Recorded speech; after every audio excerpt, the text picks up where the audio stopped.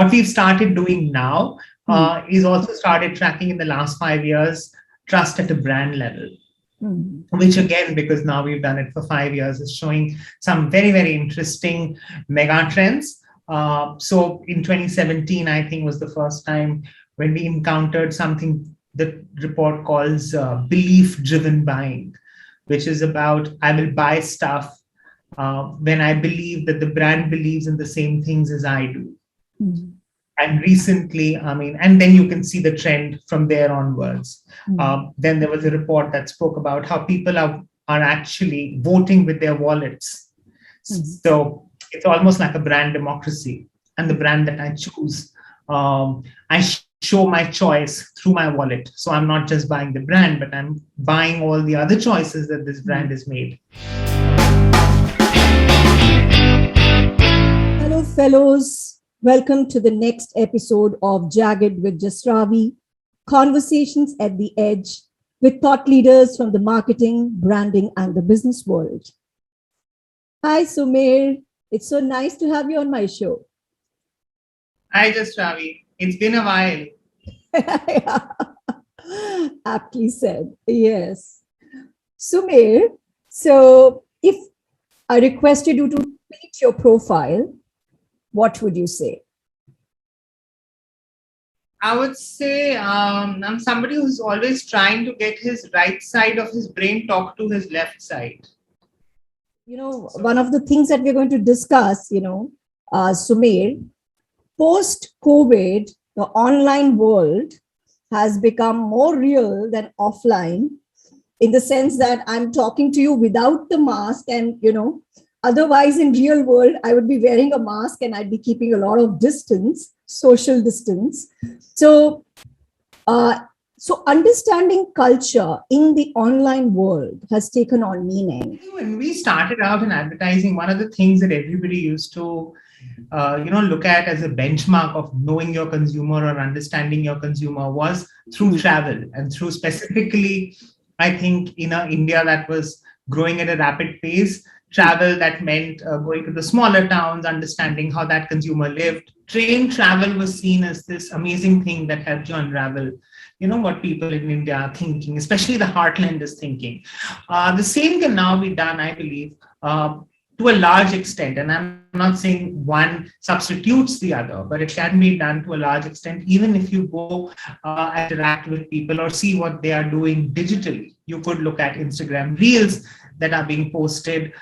You will get topics, and these topics really, or these themes are really themes that interest the young people or the people who are posting them. Yeah. You're witnessing what their conversations with their friends are. You're witnessing what their conversations with their families. You're witnessing the stuff that matters to them. And that can give you, just like the proverbial train journey, which kind of helped you unravel the landscape. I think you can unravel and learn a lot even from the digital landscape. So, Sumeer, now in the pandemic has changed, and I think we're going to keep analyzing what has changed. We keep evolving. It's so dynamic, anyways. But trust. Who do you trust? And Edelman does this trust barometer. It's been doing it since 20 years, 21 years. Which is very interesting about what it means for organizations, corporations, leaders, and brands in terms of what people expect when they say we trust. And that has changed drastically. Could you share with us any few key insights? And before that, would you like to tell us a little bit about the survey? How many countries, because it's huge. The sample representation, the brands that are tracked. So I think Edelman started doing this around 21 years back, as you mentioned, and it came at there were these climate protests that occurred. I think Kyoto climate protests that occurred in the late 90s, which showed like things were changing and consumers were changing their mindset. And that's when the company started doing these trust surveys. What the trust survey initially did was it tried to figure out, in relation to media, NGO, corporate, and government, what are consumers currently, who do they trust the most, whose trust is actually growing, what's declining, what are the new aspects, or if something is growing, for example, if your trust in media is growing, why is it growing? Or if your trust in media is declining, why is it declining? So there is 20 years of data on that. And it's very interesting when you now look at it as a rear view mirror, because you will find that around the time when Donald Trump, for instance, won, if you looked at media specifically, trust at that point of time was not in media organizations, but in what the report called people like me.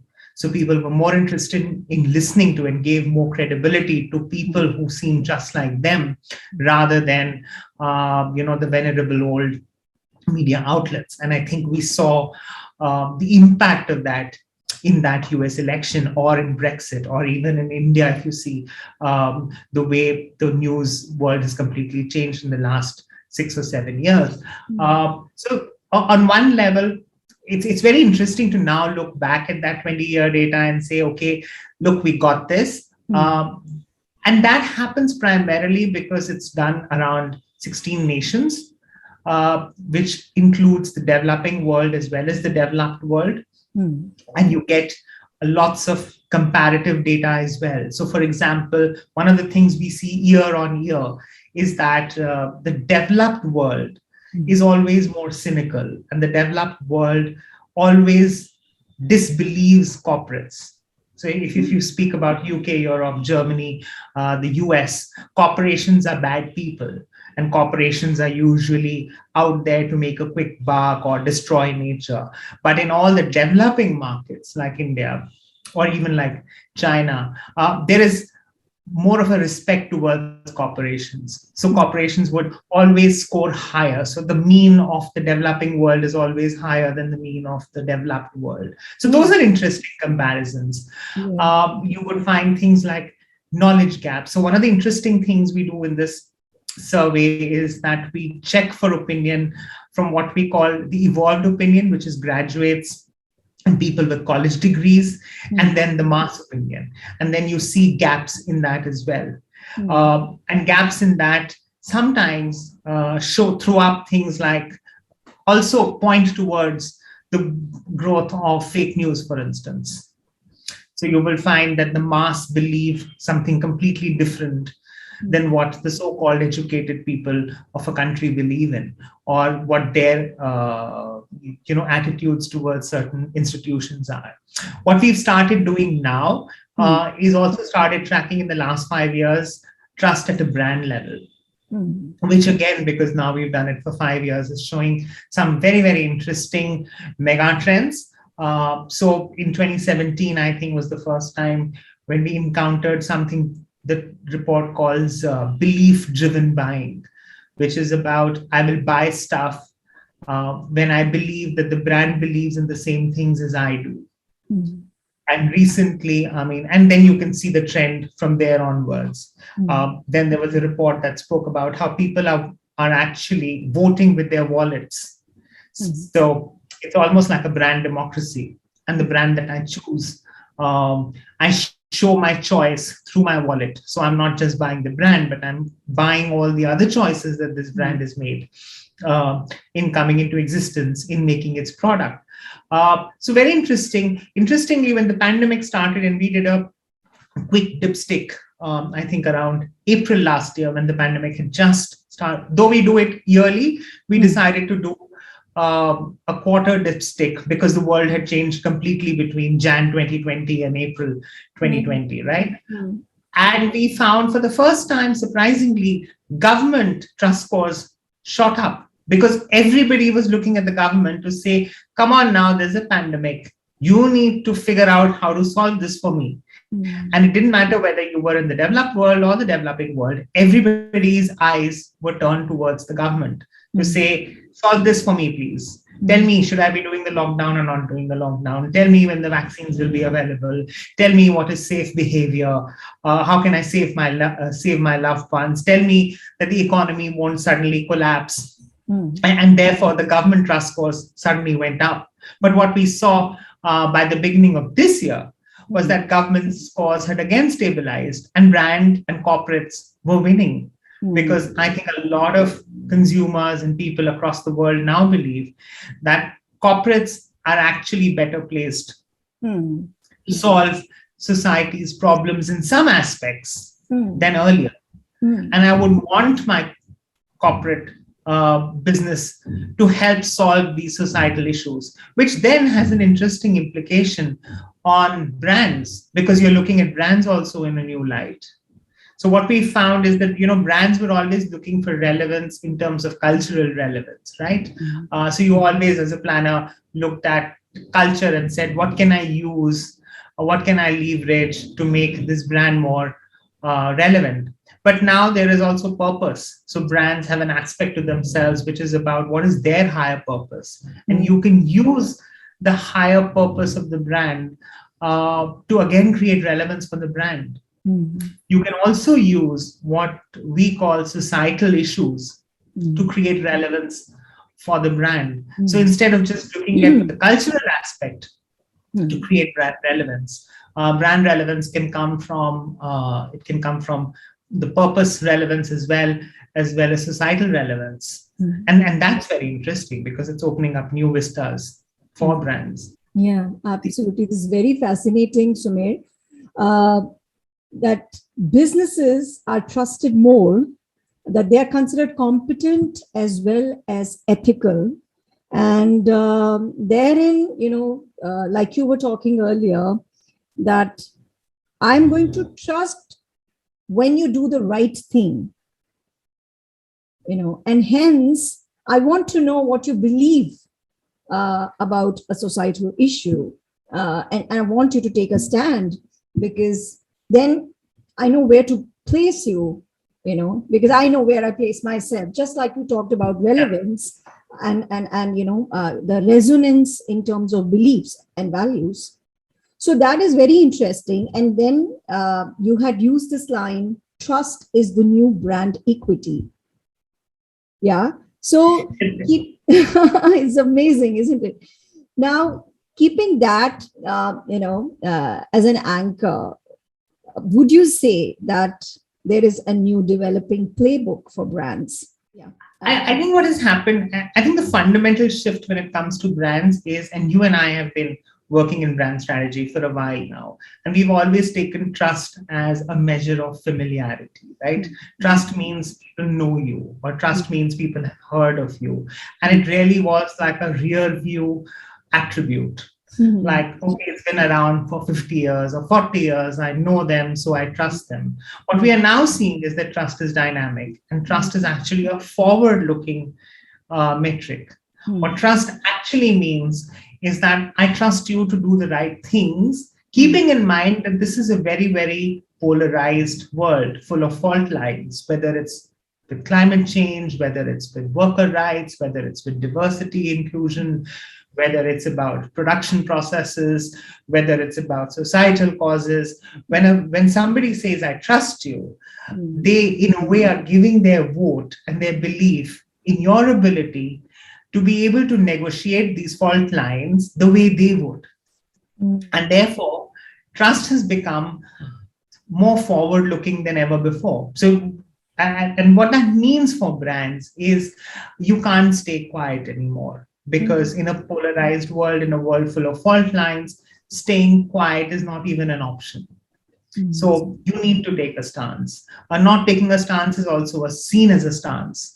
So whether you like it or not, whatever you do will be seen as a point of view, because we live in such times, right? What we've also seen is that consumers want you to behave in the right way, even when no one's watching. And what that means is you don't want to find out that your favorite brand actually doesn't pay the right wages, or you don't want to find out that your favorite brand doesn't treat its employees well. And we are seeing this more and more. It happens for the employees. I mean, we know what's happening to a major e-commerce retailer in the US, right? Um, they're getting trolled and they're losing respect because of how they treat their workers. And these attributes, at one level you can say, oh, so what, people are still consuming the brand. Yes, but then when we say trust is actually your brand equity, what you're doing is that if there was an option available to those consumers, they probably may choose otherwise. So it's well and good if you had a monopoly and people are forced to use you. But in a world that does not have these monopolies, maybe they won't going forward. So trust also becomes a metric of how well you will do in future. We found that brands that are trusted more, people pay more attention to their messaging. People are willing to pay more premium for their services. People are slightly more inelastic about that brand choice. So you will go to the next shop to find that brand, as opposed to substituting quickly if your trust is high. So there are lots of interesting aspects and impact of this whole trust journey in how brands are being impacted by trust. And then the report tries to, of course, bring some of these to light. But these are interesting times. Yeah. So, Sumeer, a lot of threads we can take forward. First of all, I couldn't help, like you said, in our consumer understanding attempts and journeys, we've ourselves seen how, what we used to trust earlier was, like these static anchors, community, which was, community of your birth, your religion, your parents. And now we are saying, I'm going to trust you basis what you think about the current issue today. Such a dynamic concept it's become. So this is damn interesting. Yeah. In fact, I'm reminded of this quote by Esther Perel. I mean, she's a psychologist and she's done some fantastic work, and you must hear her podcast and go through the work that she's done, where she says, trust doesn't mean you'll never fail. Trust means that I believe that you will fail and you will then do right. So it is, when I trust somebody, I give them the freedom to come back. When I don't trust somebody, then I write them off. Look at the way the states of Kerala and Maharashtra have handled the pandemic versus some other states. And yes, those are the states that may be the number one in numbers, in terms of numbers of cases at any given point of time, maybe because it's a population, maybe they test more, whatever may be the reason. But the one thing that I have found very different in people's reaction when I speak to them from these two states versus people from other states is they always say that the government is trying its best. Even if they are grappling with something, you know that they are not giving up the fight. You know that they're still on your side. And that becomes a very, very big element of trust we've seen, even for brands, to be able to believe that, in a corner, in a bind, this brand is on my side. So this brand won't kill a rainforest because it's cheaper. Or this brand won't use a more carbon intensive production process because, it doesn't want to invest. Yeah. And also for the current times, the disruptive times, would we say, Sumeer, that consumer wants the brands to be an engine of cultural change? Would you like to take an example, Sumeer, of brands that are doing it right, or, in these, transitory times? I think a lot of brands do it right. I think Tanish does it right. I think Ben & Jerry does it right. And there's work that we've done on Ajinomoto in the US market, which is about taking out hate. As you know, everybody thinks Ajinomoto is bad. And as you know, people also believe that have racist attitudes towards Chinese, which peaked last year in the US market. And we used the brand to actually talk about taking out the hate. And in the process, also helping people understand that Ajinomoto is also hated unfairly, just like the Chinese people are. And therefore, a lot of brands do get this right. I also, I find it really amusing sometimes when advertising is always supposed to be ahead of the curve, usually. At least when we grew up, and what attracted us to advertising was the fact that the protagonists in our ads were way cooler, way more progressive than maybe the society we encountered at home or at school or around us, right? And therefore, I don't think it's new for brands to be progressive. It's actually ingrained in brands to be slightly ahead of the curve, because that's how you create aspiration, right? And therefore, this whole debate that sometimes occurs that brands have no say in this matter. Yes, of course, you should be linked to your product offering. Yes, of course, it shouldn't come as a surprise that brand A stands for cause P, because it shouldn't be completely unrelated. But keeping all that aside, there is nothing fundamentally surprising about people wanting their brands to stand up for what's right. I mean, I would want it out of my favorite Bollywood actor. I would want it out of my friend. I would want it out of my spouse, that in a bind, and if something divisive comes up, I would end up on the same side as them, right? And it's human to expect brands to have a stand, and it's human for to expect that brands would come up on the same side as you do. I mean, which is why I think a lot of us get surprised in our college WhatsApp groups, because a lot of people who we seem to study with have come up on the other side, and we are like, what happened here? Absolutely. And you're absolutely right, because until unless I know you, I don't know where to place you. And today in these times, because of digital transparency and ethics, and because because of the power equations changing between consumer and corporates and all of that, and like your report says, a new cultural playing field is emerging, and hence brands have to navigate that and make their stance clear. So it's become more pronounced, and it's palpable as a demand from the consumers. Yes. Like you're saying, it has evolved over those 21 years.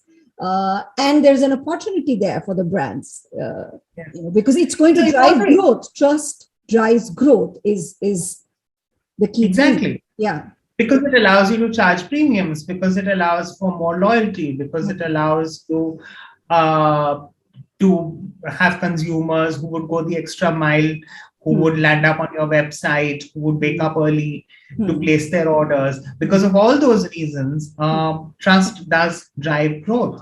What I also find interesting is this whole notion of how brands are, when brands come back, it's a delight to see.